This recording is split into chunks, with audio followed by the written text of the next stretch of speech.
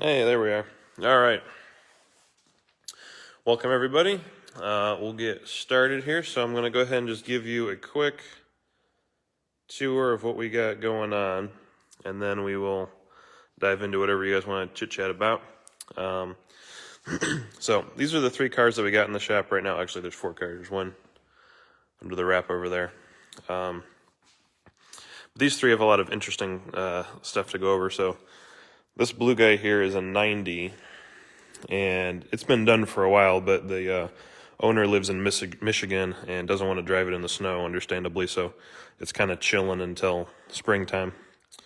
But this one it came in with a blown head gasket and a warped cylinder head. And it was also a short nose crank one, so it got a full rebuild. We switched it over to a long nose, new cylinder head, the whole 9 yards, so it is all purdied up, and it was just an OEM rebuild. Nothing fancy going on there. Then, of course, we have the race car that we're fiddling with, so it's all torn apart right now.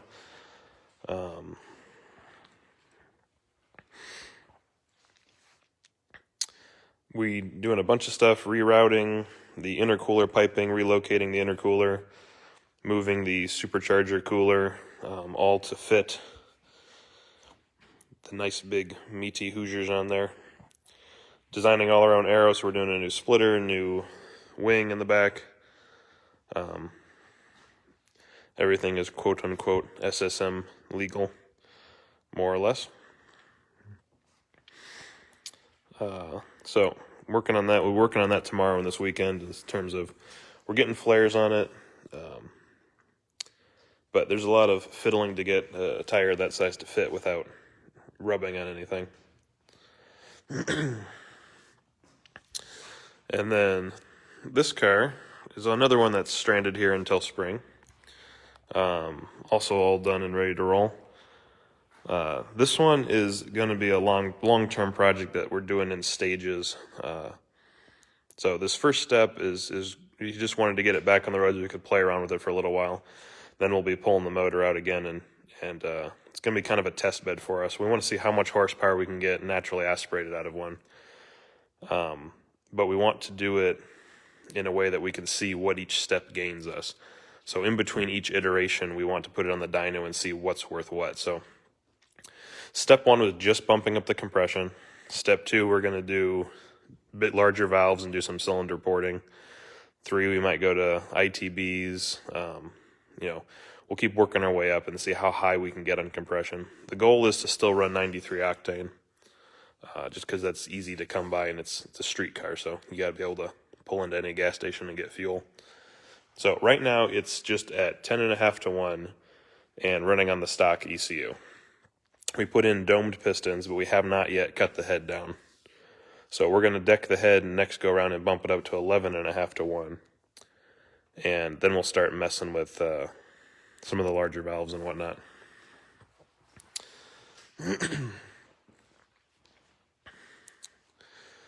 But this car, we did not do the door cards, but they're something. Definitely a polarizing thing. You either like them or you hate them. I hate them, is my personal opinion. Not because of the look, but because they're aluminum and they rattle. And it is the loudest car ever. So it's so hard to tell if what you're listening to is engine issue or just the doors rattling. Drives me nuts, but to each his own. This one we did our radio delete. So, that's the other thing with this car is he wants to get the weight down. So anything that's not required to make it move forward has been pulled out pretty much. So radio's gone, airbag's gone. That's just a fake cover in there. All of the padding under the carpet's gone, all that stuff. So the soft top's also going to be gone because he's putting a hard top on it. Hey, there he is. Jonah can critique me about his car. Everyone asks about these gold wheels. We did not powder coat these. These were a special run that Tire Rack did years ago, and they don't do it anymore. So we could certainly recreate this if someone needed it. But this wheel in particular is something that's no one makes right now. All right, and then we have NC that we are waiting on pistons and have been waiting on pistons for forever. 2020 was a really weird year in terms of getting parts. We are waiting on one piston. Because after waiting 6 weeks for pistons to show up, one of the set was cracked, and we had to order another set. So that guy has been a project. All right, so there's your quick overview. What do you guys want to dive into? Ask away. We can go see some stuff in the engine room, see what projects we got going on in there. We can put this car up on the lift. You guys want to see underneath and see what we've been messing with in terms of getting 275s to fit on it. So, what do we want to see?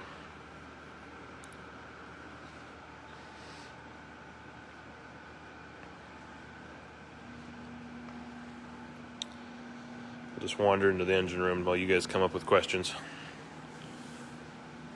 Oh, there's the new paddock getting ready to go out.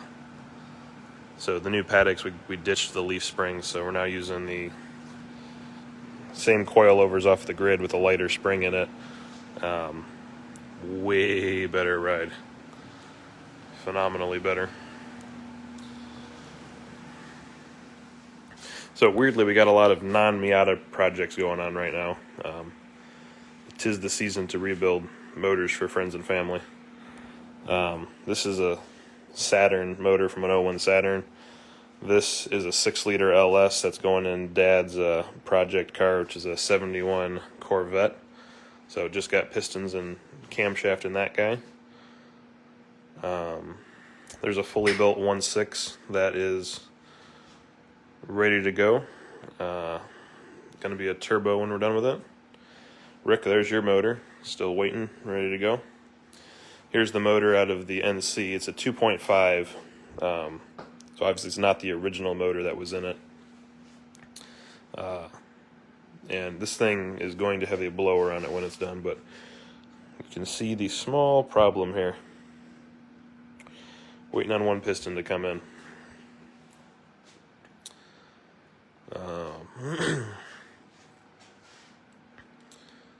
We got parts everywhere.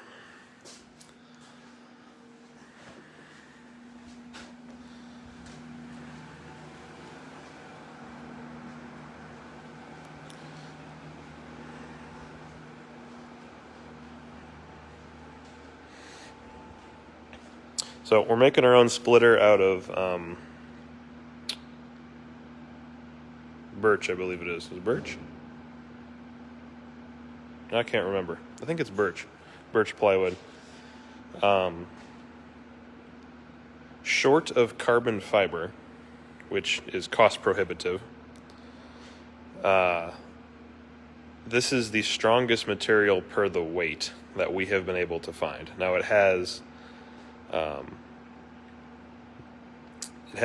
issues in terms of water absorption, so you have to build it correctly, but assuming you build it correctly and seal it and do all that stuff, wood is actually not a bad material for some aero. I mean, there's a reason they build airplanes out of wood back in the day. It is a cheap, lightweight material that still retains its rigidity. So unless you got the cash to step up to carbon fiber, that's a $25 piece of material versus a $2,500 piece of material if you're making something custom. Yes, we'll be sharing the gains per step on this thing. I can tell you that just bumping up the compression without even putting it on the dyno and doing a tune yet, there is a butt dyno difference in the middle of the RPM band. It's got a lot more torque. A lot, relative in Miata terms, a lot more torque. So these motors from the factory were claimed to be 144 horsepower, somewhere in there. I personally don't see why 200 is not obtainable. It seems very, very realistic to me, considering that they were understressed and low compression to start with. But yeah, we're going to be, every time we put on the dyno, we'll post up exactly what's in the motor and what we've done.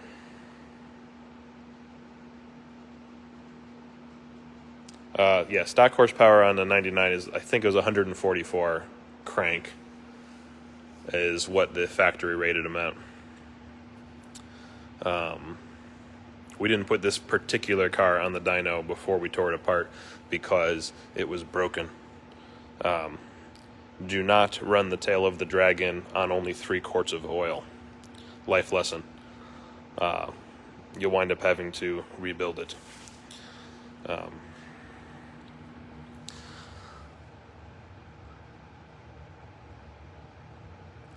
We'll probably also be switching it over to a 94 to 97 wiring harness to get rid of this front cam sensor and use the cam sensor that goes in the back of the head because you get a lot more resolution out of it. You're limited here by how many nubs are on the timing gear, whereas if it's one in the back, we can machine our own sprocket and have as many points of resolution as possible, or possibly just run everything off of the crank position if need be. Alright, so let's go over with what we've been cutting on this thing. So this is just sitting here for show. So what we did is we stuck one of the original Ken cart fenders on there to use as a template. Which car, Brian? Which car do you want to know about the cooling system? Let's go ahead and make this guy go up here.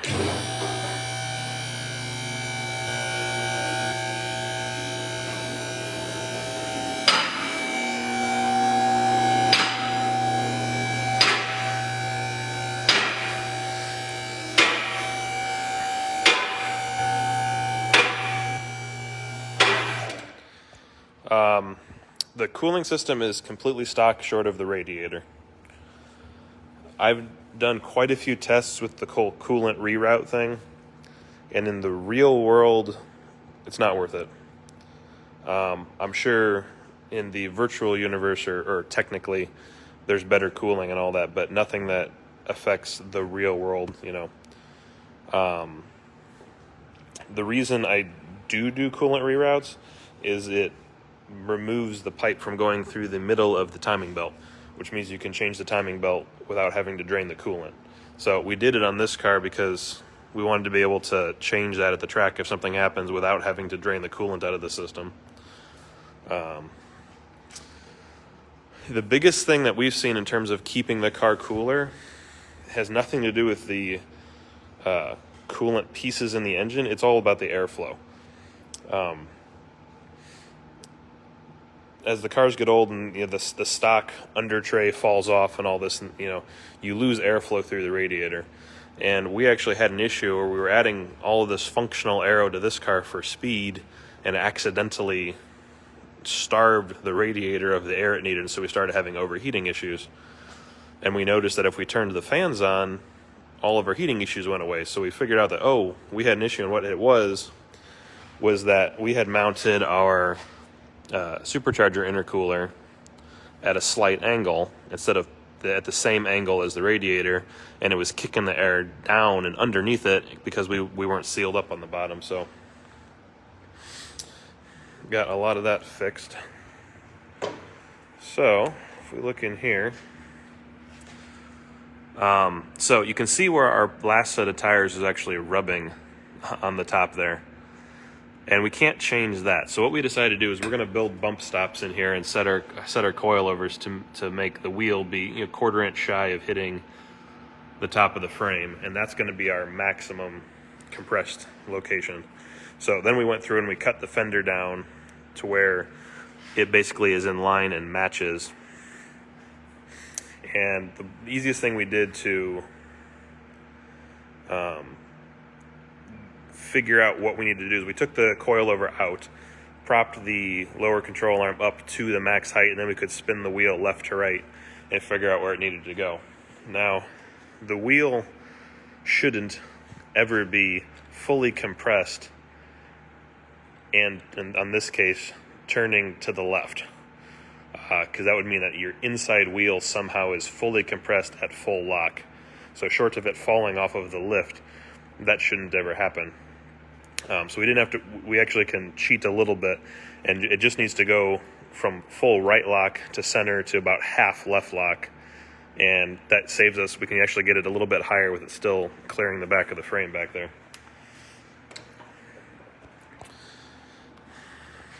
All right, missed a couple things here.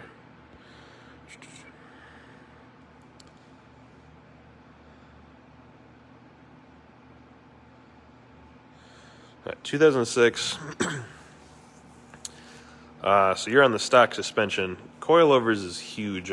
The stock suspension's very soft, very animal playground toy on a coil sort of a feel.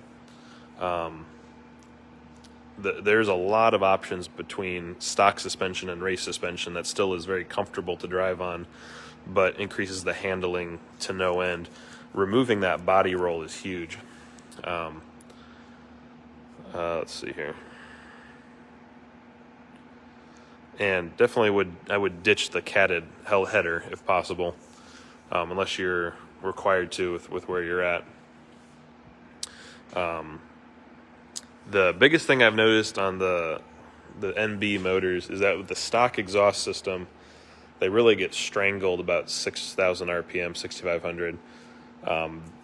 When you put a full open exhaust on them, they rev all the way to red line and continue to breathe freely. So we really, really like the Racing Beat exhausts. These Racing Beat 4-to-1 headers. Delete the cat if you can get away with that, and then put a much more free-flowing exhaust on the back, and it's going to change the dynamic of the car quite a bit. And yes, we hopefully will be at Pit Race. We'll probably be there more than we have in the past, because that's going to be the closest track to us that's national-like, because the goal is to take this to Lincoln at some point. And our home track we love and is phenomenal, but it's not very representative of a national circuit. So Pit Race is flat, so we definitely will be there to do some testing. Let's see, let's get this up.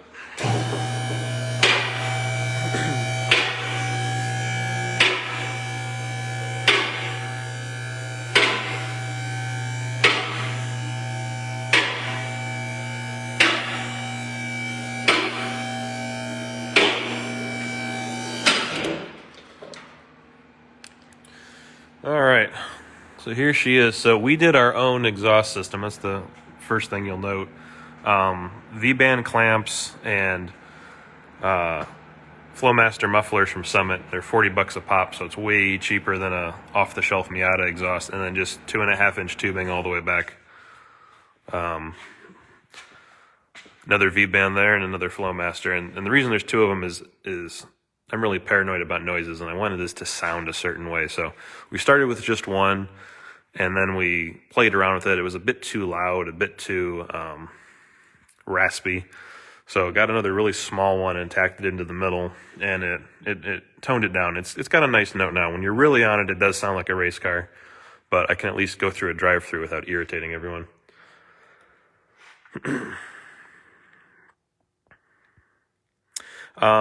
Yeah, so the header emissions, most Miatas just had one cat, and it was in the center of the exhaust. The California editions only had a second cat converter in the header, which is a horrible header. It just zaps power to no end. So we could certainly convert it to just the other 49 state exhaust, and you definitely would pass emissions without any issue, but it would pick it up a ton. So we could do a Racing Beat header, still do a high flow cat in the center that would get you to pass emissions, and it would greatly change the way that car drives. But so on a car that's essentially stock, full exhaust and coilovers are the first two things I would do. That's you're going to see your biggest changes there.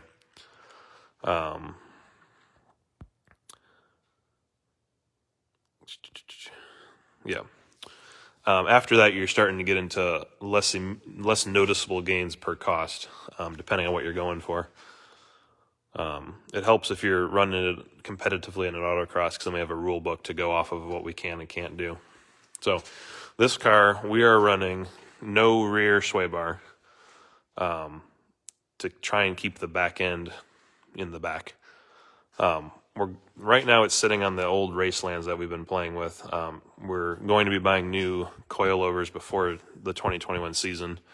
Looks like we'll probably be going with the Öhlins. Have to figure out exactly what valving and spring rate we need.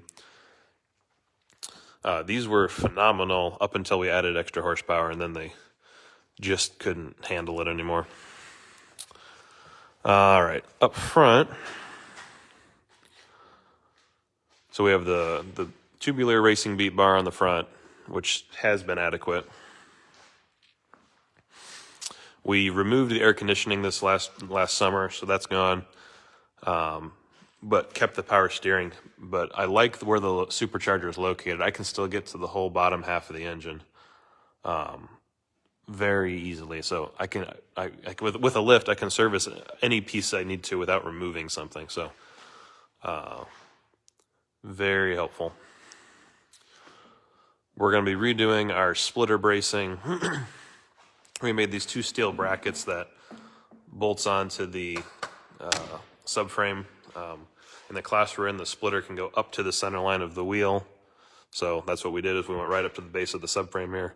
Two brackets there, a couple of tethers hanging out in the front, and then two supports here going to the frame to hold it up. So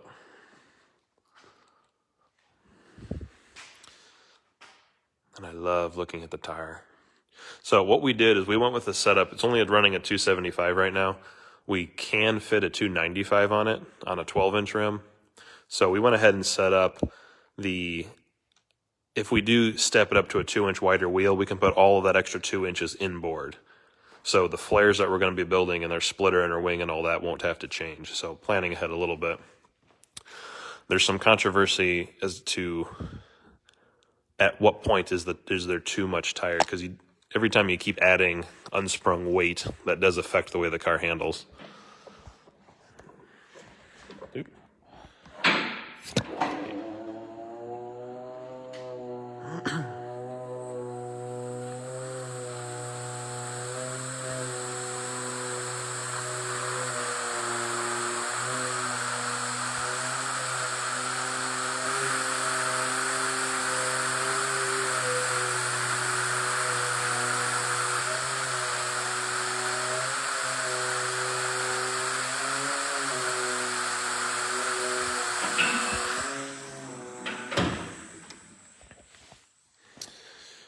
We still have the whole sound system in here. It doesn't weigh enough to make me want to take it out just yet. I don't drive this car a lot anymore, but I still take it out to lunch and stuff occasionally, so I like it still being streetable. We are going to be probably doing a shorter shifter and a taller shift knob, just to get the shifter closer to the steering wheel. I really like the way we fit in here. But we're having to make a couple of minor tweaks since we are going to a full 6-point harness. And we have two drivers that are slightly different proportions, so we need to make some stuff adjustable since the seat is not. We may wind up with two different steering wheel configurations, so we will see what happens there. This car has had quite a interesting history, because we bought it stock, and of course, as I say with every car I buy, this one's staying stock. Well, that didn't happen. And for a while it was our daily, and then I wanted to make it in kind of a grand touring type car where it was just really plush. So we did all the interior stuff. That's when we did the sound system and all the quilted leather, and then we started getting more competitive in racing. So then we said, okay, we're going to build it for street touring, and we did that, and then we figured out that this car, the way the SCCA classes it, is it's not possible to be competitive in street touring. Basically, it's a caveat the way the rules are written, where you're allowed to roll the fenders but not pull them. And the NBs can fit 245s under them with that rules, and I can only fit 225s. So I'm at a tire disadvantage and a 7 horsepower disadvantage. So I would never be able to outrun its brothers. So we said, you know what, let's just go all the way to the unlimited category. And but then we can also engineer around our inability to drive. So yeah, it's stupid fast. And that was before the Hoosiers were on it. So I cannot wait to get this thing out this year and see what it can do. I think those seats are phenomenally comfortable. I honestly think that they're more comfortable than the stock seats. I was not expecting that, but I think the reason is that they're so thin and lower, as race seats are, that me being a slightly taller guy, I fit into the car so much better. My legs aren't crunched. I actually had to pull the seat forward some. I could go back further if I wanted to. If you look at how much room there is between the back of the seat and the sub box, I actually had to pull it forward to get myself to fit, which is a new experience in a Miata. Normally, I'm the guy that can't get the seat to go back far enough, so it changes your whole driving perspective. The seats are so low, I had to get rid of the factory armrests and go to the pull tab because I was whacking my elbow on the armrest trying to turn left. So yeah, I really like them. They discontinued that model, as is the story with all great things that you find to buy. I think there's a new one they came out with. I don't know if I think the dimensions are the same. It's just a newer version of the Sprint.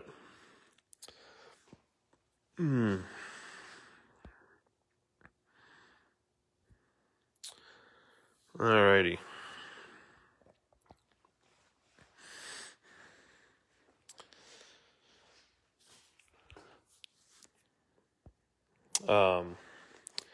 So this is the car that had we learned a few things with this car. Basically, any motor that comes into this shop now, no matter what the sob story of the owner is, we do everything on every motor. So we were told that this car simply had a blown head gasket. And after doing a ton of work on the head, we figured out not only was the head gasket blown, the cylinder head was warped and cracked. So that led us to believe that the slight overheating that the customer reported was more like it started to overheating and somebody drove home anyway. So any motor that we take in now, and a lot of people ask us why is our cost to build a motor more than some other places? It's because we don't cut any corners on any motor. Anything that comes in gets the full treatment. We assume that everything was wrong, and we recheck, remeasure, and remachine every surface every single time.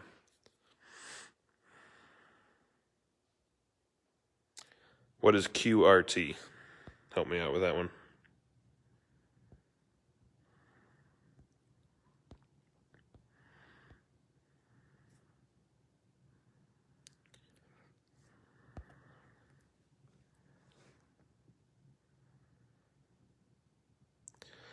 How important is the heat management?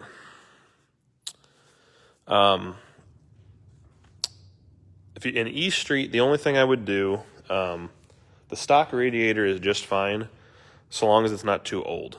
I don't think I have any OEM radiators here, but you can tell by looking at them, they're supposed to be this nice glossy black, and they get old and they turn this greenish brown color, and the plastic is really brittle and is prone to cracking at that point. We run an E Street Miata that has a 100% bone stock cooling system. Short of the wheels and the suspension, it's 100% bone stock, and it does totally fine.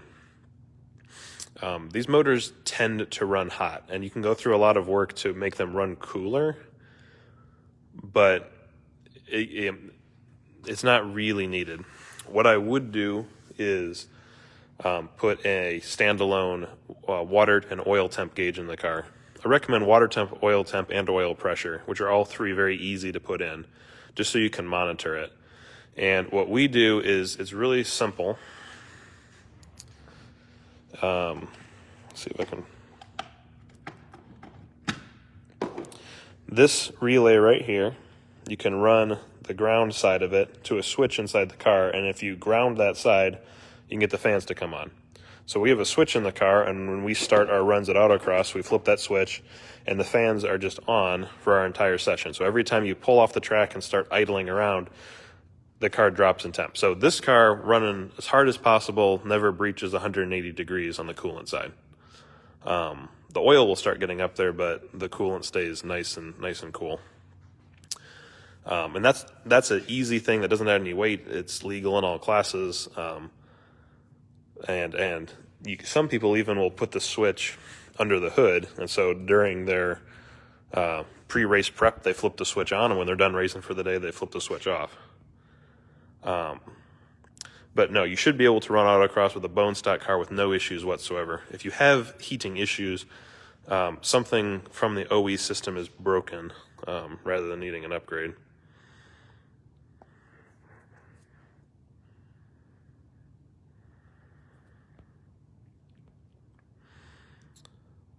As I was saying earlier, the coolant reroute I have not noticed to do. Let's say this. So the reason they did the coolant reroute was to equalize the cylinder temperatures across all 4 cylinders.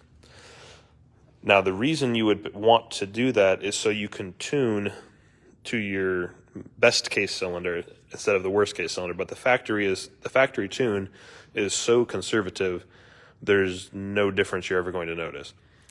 When you start messing around with wanting to advance that ignition timing as far as possible to maximize horsepower, at that point, you realize that you have to tune to your worst case cylinder, because the hotter the cylinder is, the more likely it is to detonate. So that's when you want to do the reroute and make all 4 cylinders a very consistent temperature. But running on the stock tune, there's no massive benefit.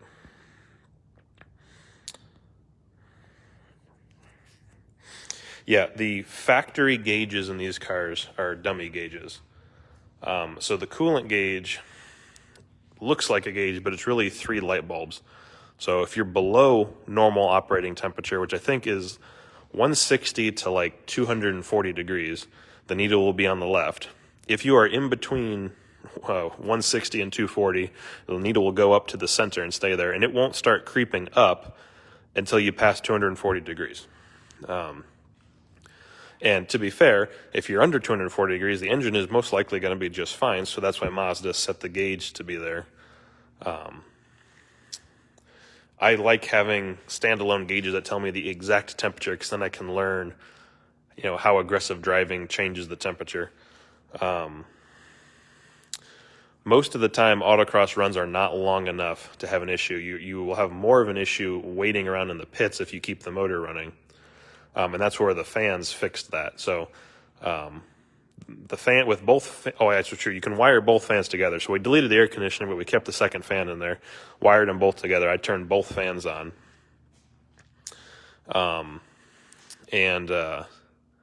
It'll drop it down to where the thermostat closes, sitting in the pits waiting to go. So this thing stays ice cold.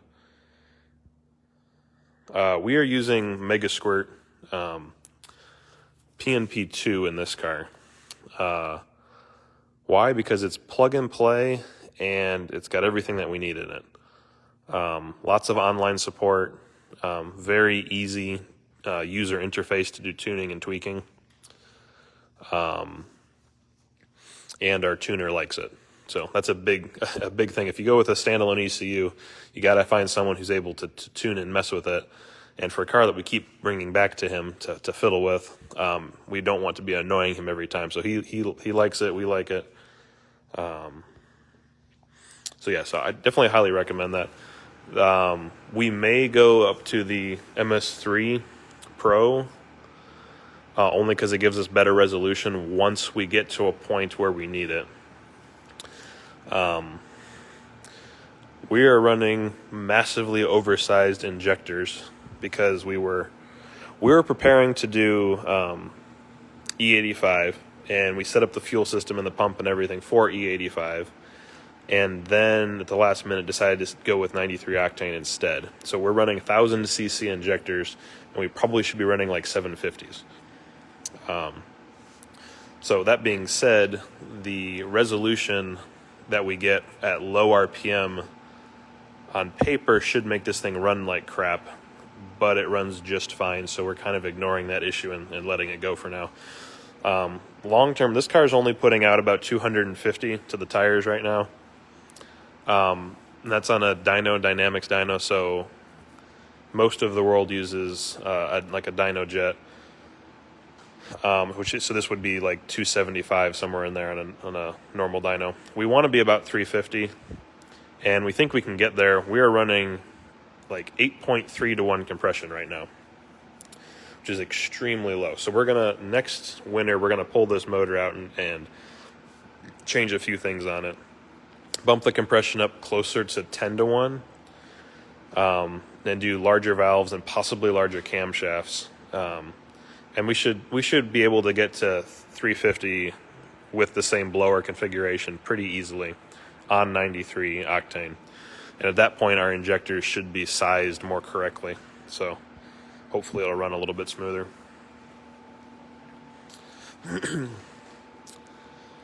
Let's see.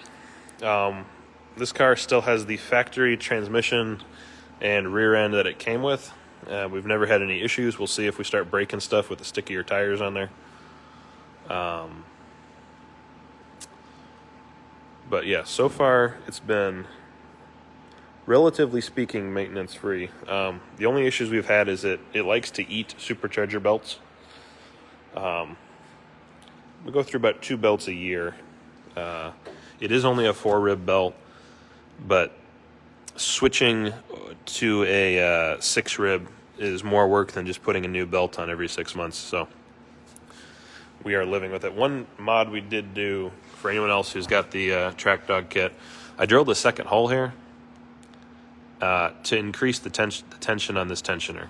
I'm not sure why they have the hole where they do, because the tensioner bottoms out before and leaves enough slack that the belt still gets slack, which turned out to be the issue with the chirping and the belt skipping issues. So that's an easy thing to do, anyone else who's running the track dog, if you have that issue. Oh, the Sprints are still available. Okay, they were discontinued for a while. Good to see they're back. I like those seats. We're going to try and stick with the 5-speed. I will probably look into rebuilding it and putting stronger guts in there. I really don't like the 6 speeds racing. It's too much shifting. There's just no need for it for the type of racing that we do. If we do find that we have to go to a 6-speed, we're going to keep the rear end ratio we got now, which is the 390s, and raise the RPM so that I can still hit 65, 68 miles an hour in second gear. So I don't want to have to shift into third all the time. Other than at Akron, where it's fun to shift into third for those great big long straight sections. People have asked us if we're switching intake manifolds. I'm trying not to. I like the way this one looks. Yes, I sacrifice performance for speed. So Joshua's my brother, who's now co-driving this car and helping us build it. Now that I have a car at my house that's purely about the way I want it to look, we're starting to let that go a little bit here and make this purely a car to break some records with. So our long-term goal is to drive to Lincoln, Nebraska, win SSM, and drive home. I do not want to trailer this thing. I want to drive it there. We are running the ACT Street Light. I can never remember which one it is. It's either the 300 or the 315 foot-pound clutch. Again, more than we need, but I intentionally overkill. I'd rather have an overkill drivetrain and down on power than vice versa. Because things like shattered clutches don't tend to be terribly enjoyable. I can't remember which one it is. Whichever one it is, it's the one that has a 3-puck on one side and a full disc on the other side. So it drives very nice. It's not too grabby or jumpy. You can drive it around very gently.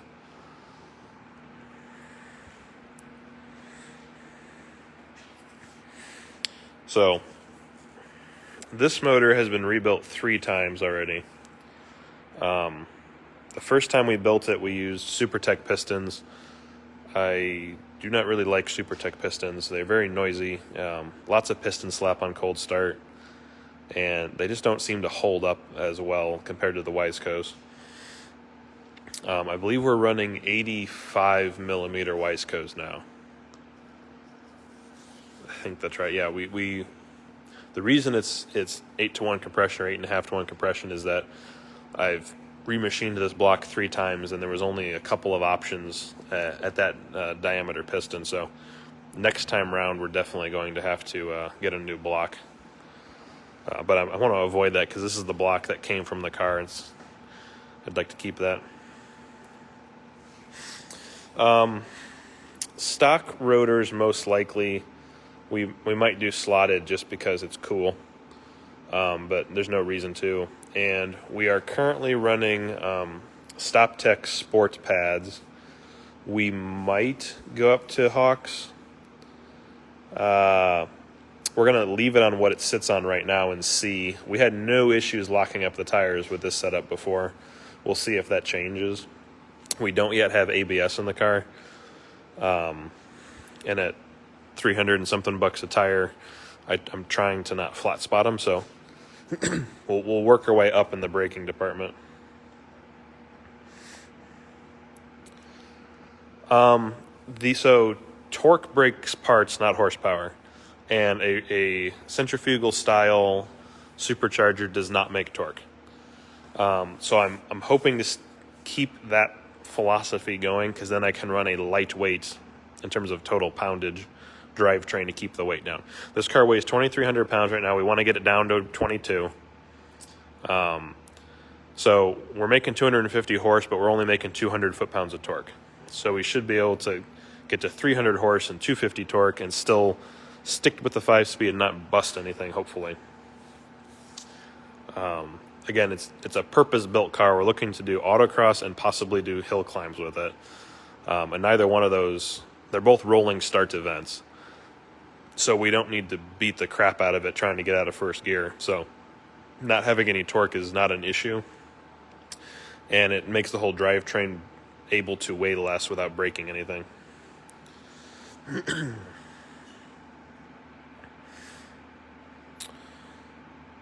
All right.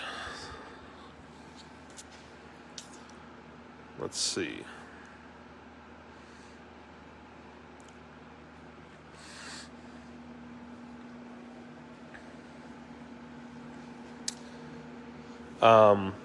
We played with a brake bias valve, and I could never get the feel right. Wound up talking to one of the engineers at StopTech, who also races a Miata, and he said he did the same thing and eventually figured out that the factory brake bias and then mixing and matching pads was a much easier way to adjust bias without losing brake feel. What I did do, which was a massive improvement, is a master cylinder brace. So you can do this on your car if you haven't done this already. Have a buddy hop in the car and push the brake and watch the whole master cylinder and firewall move front to back. It's hilarious. It's like they bolted it to a piece of tissue paper. So this did an enormous amount for brake feel, so that you're not pushing your foot in, simply flexing metal. You're only pushing the brakes. So one of those, braided lines down to the calipers, and then mix and match brake pads to get the bias that you need seems to be the easiest way to go about doing it. Because I put a bias valve in there and fiddled with it for days, and I could get all 4 tires to lock up at the same time that way, but the brake feel was very soft. I did not like it. We wound up locking up the tires more with it than without it.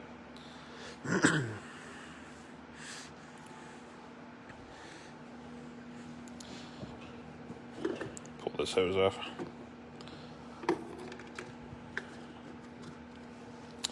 So there's a bunch of different ones that people make, and we make our own. But it bolts to the strut tower brace, and then just pushes. It's not mounted, it just pushes on the back of the master cylinder.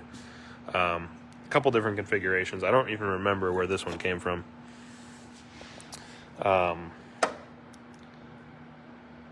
But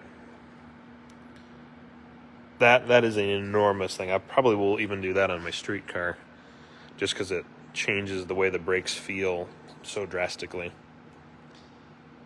Because basically with the way it is stock, you start to push and it starts to push the brake pads in. Then there's during the middle of your push, the brake pads aren't moving at all and you're moving the firewall.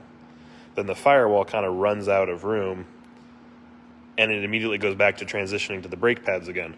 So you get nothing, wheels lock up.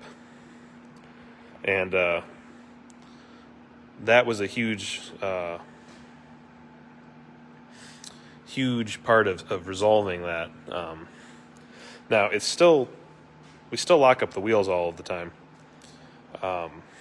And the rest of this system, by the way, these are the stock calipers, stock rotors. We simply have pads and that brace put in there, and it's not bad. I've driven better. But basically, when you set up a whole car, the whole thing has to work in unison. So the power you're putting down and how you're putting the power down affects everything else. This car was telepathic running in street touring. Everyone who got in this car loved it. It was so fun to drive. It was fast. We did nothing but doubled the horsepower, and it was impossible to drive. Like immediately. And I was shocked. Why did my suspension setup that was perfect under stock power spontaneously become terrible? Basically, the whole car has to work in unison. So while you can increment your way up to a full race car like this, you do need to have the end goal in mind and think it through. And at some point, some steps can't be done individually. You have to do them all together. If you change the horsepower of your car, you need different suspension. Just the way it works. Because basically, with the stock power level, when you hit the gas, it would transfer weight towards the rear, but it could only transfer so much because it was a Miata. It had no power. So the spring rate that we had in the back was perfect for that setup. Well, once we added more power, you come out of a corner and nail it. The rear end squats twice as much. It gets light in the front, and it's just terrible, so we have to change the spring rates. I don't know how much they weigh compared to the old wheels. They're a lot bigger. The wheels we got, we should just mention that because everyone asks them. They're Bassett steel wheels. Yes, they are heavier than alloys that do exist out there. I'm aware of that. These wheels the wheel is 20 pounds a piece, and equivalent alloy is like 14 to 16 pounds. My logic is, I wanted 15 by 11s. Nobody makes a 15 by 11 currently, and the used ones that you find are crazy amounts of money. These are half as expensive as the equivalent alloys. These are only $94 a wheel, and let's face it, they look cool. So when we get to the point where we as drivers are good enough that extra 4 pounds on a corner is causing us to lose, then we will change the wheels. Until then, I like my NASCAR wheels because I'm a NASCAR fan and I like the look of it. Those are 15 by 10. So these are American wheels. So they're 15 by 10 with a 6-inch back spacing, which is the equivalent to around a 20 millimeter offset. The old wheels were 15 by 9 with a 25 millimeter offset. And we used to be running a 225 Rival, and now we're on a 275 3515 Hoosier A7.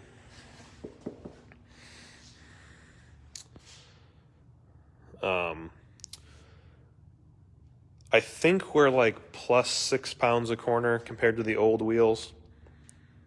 But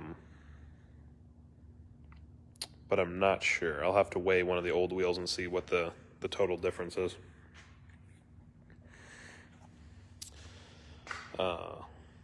But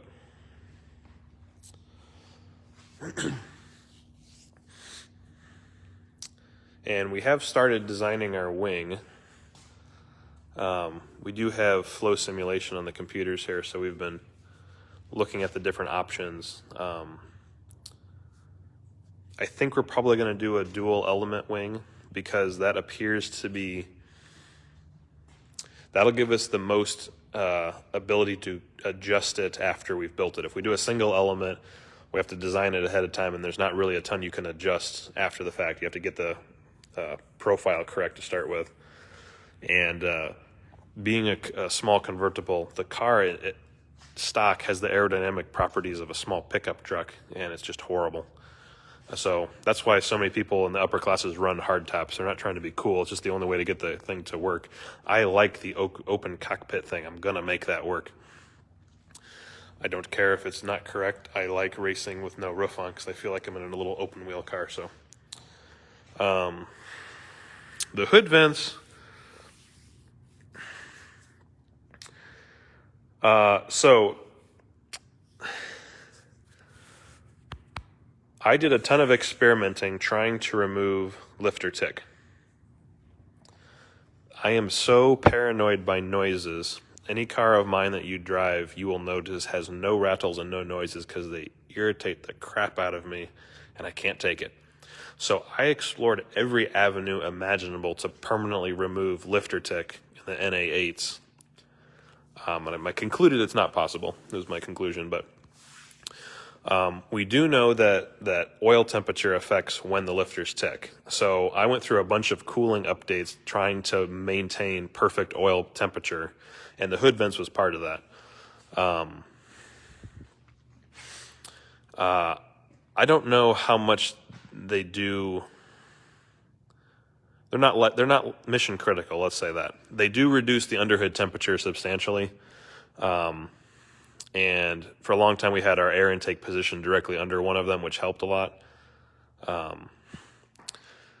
And officially, they do reduce underhood pressure, which reduces front end lift, but at autocross speeds, that's not super critical. Mostly, they just look cool, if we're honest.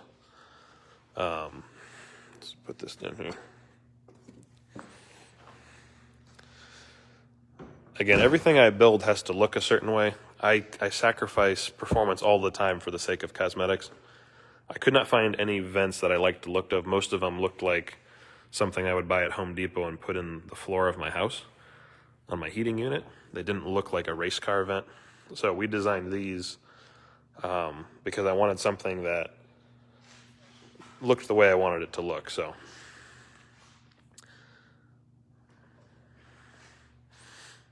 yeah, so yes, it did decrease underhood temperature. I did not see any tangible decrease in oil temperature. Basically, the oil is cooled by the oil to water cooler, so the radiator is going to control your oil temp, not the air surrounding the engine under the hood.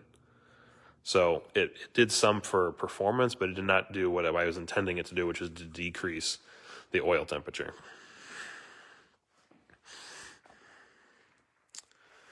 Then we switched to a BP4W head, and I solved my lifter tick issue.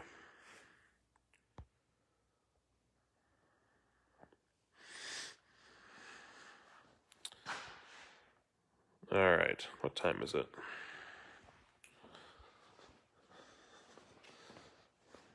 I'm on my phone, and I can't see the time, so let's go look.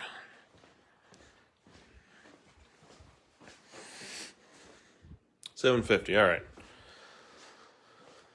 A couple more questions and we'll call it a night. Whoever's got something they want to throw out there.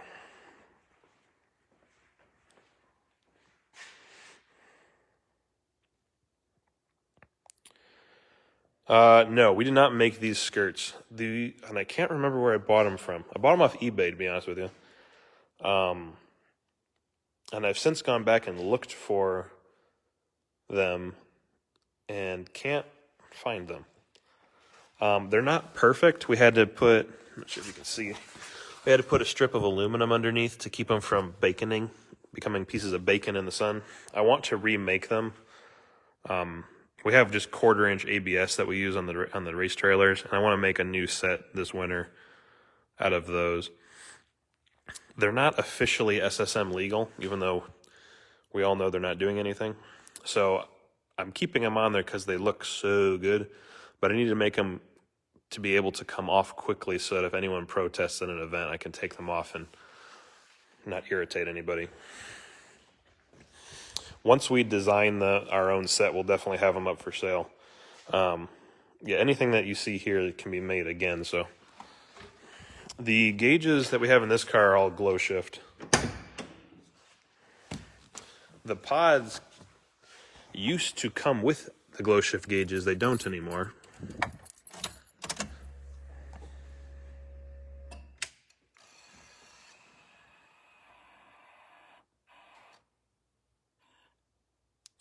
So we have our boost gauge, water temp, and oil temp. And then our AFR gauge is down there. I put it down there because I learned you can't turn off the AFR gauge because then it blows out the sensor.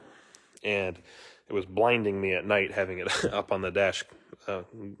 So those gauges I put on a switch so I can shut them off while I'm driving so that I don't get blinded at night. And they are also set up on a dimmer to dim when the headlights go on. Let's see here.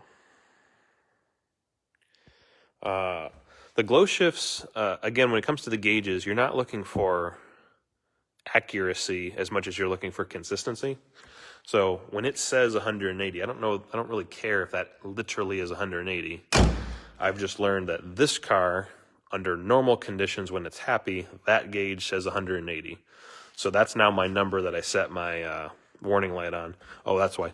I like the glow shift gauges because you can program in warnings and you can run them to lights. So there's a light on the gauge itself that'll start blinking, and we can set up lights on the dash to start flashing at us. So I can tell it, hey, if my oil temp ever exceeds X value, start flashing at me because I got to slow down. So let's be honest, if you're racing, you're not looking at the gauges, or you shouldn't be looking at the gauges. And we've had customers that have proven that test, that even though they had the gauges in the car, they came in with a motor blown up, and they're like, well, I was doing 112 miles an hour at Mid-Ohio. I wasn't looking at the gauges, and then the motor went pop. So subtle warning lights are nice. This car does not have an oil pressure gauge yet. It probably will. We've had a lot of luck with the sandwich panels. We just run the oil temp and pressure to the sandwich, and it works phenomenally.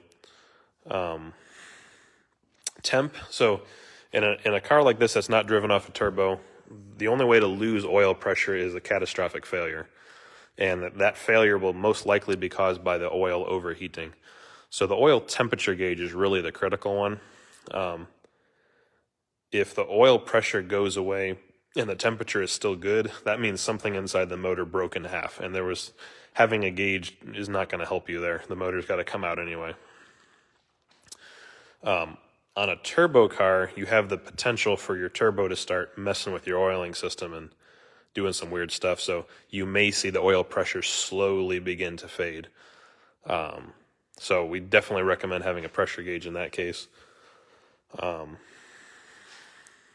Yeah, danger to manifold, right.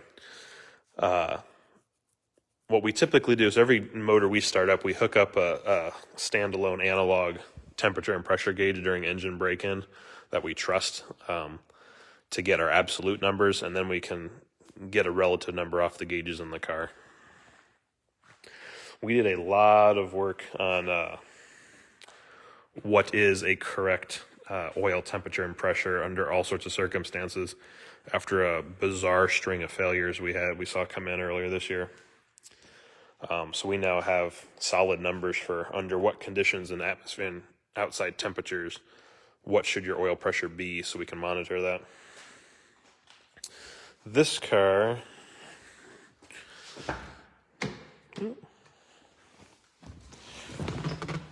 we put the gauges here. And again, same gauge. So this one has oil pressure, oil temp, water temp. And the water temp is showing 300 right now because the sensor's not hooked up inside the engine bay. And so it defaults to really hot. So, and this one we did the AFR in the vent, which actually worked quite well. It's amazing that they made these vents knowing that people were going to stick gauges in them.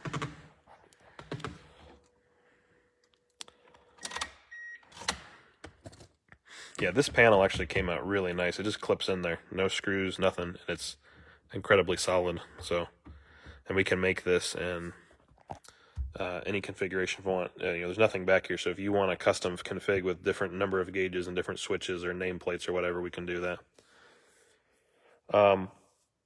Depends on the year. Okay, we'll back up. Fuel pump, I think it's a 255.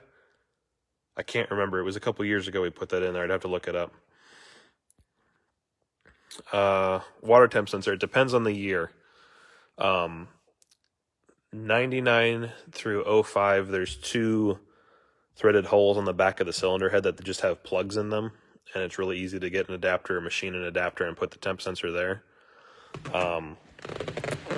90 to 93, the easiest place to put it is in the water neck between the front of the cylinder head and the radiator.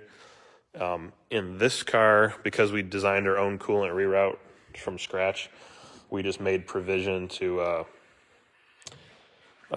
ideally, in my world, ideally I want the water temp sensor before the thermostat so I can monitor the actual head temp, not post thermostat temp. So we made provision in this car to, you're not gonna be able to see this, but let's see. Oh, it's telling me I can't rotate my phone. Can I get this in there? Nope. Well, on our custom bracket we made to fit on the back, we put the thermostat on the back of the cylinder head, and the water temp sensor is directly before it. So do I have, so where this one's going to be going, let me get a flashlight.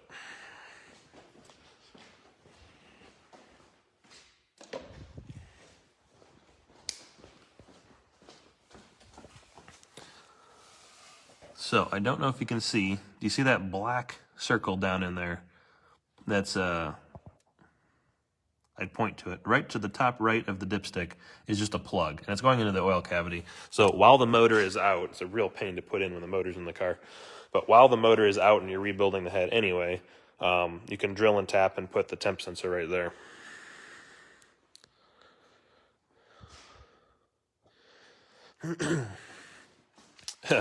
Yeah, I used to know a bunch of old racers that would do that and rotate the gauges.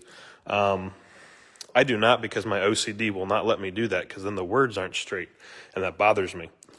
And I just have all the warning lights to come on. But yes, you certainly could rotate them and put them so that the needles all point in a certain direction. The one old guy that used to tell me that used to race a vintage C3 Corvette, and that thing had a 700 horse big block 550 or 454 in it, and he said that the car would vibrate so bad you couldn't read the gauges. So he would point them so all the needles were straight up so he could glance over, and as long as he saw a red blur, kind of vertical line-ish, then he knew it was good to go. But yeah, you certainly could orient your gauges into that way. The glow shifts seem to do a pretty good job. They all more or less point vertical. They're all scaled so that what they perceive to be your desired temperature, which they're pretty accurate about, is roughly in the middle of the gauge. I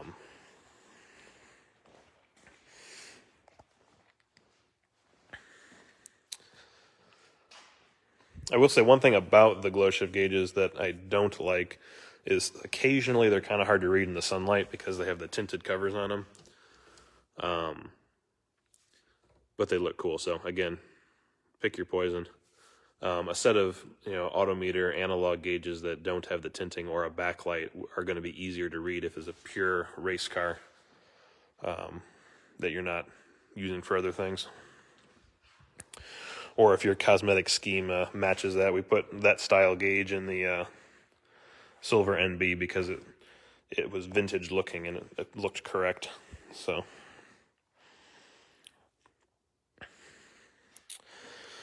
Alrighty. Well, any more questions, or we'll call it a night here?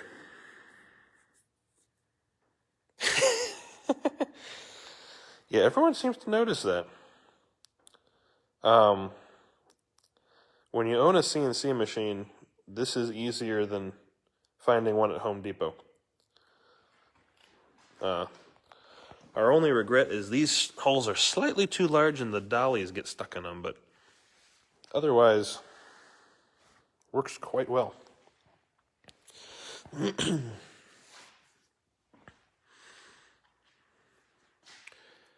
All right. Okie dokie. Well, thanks everyone for joining us. We'll do another one of these at some point. If anyone's got questions, always feel free to email us or text us or whatever.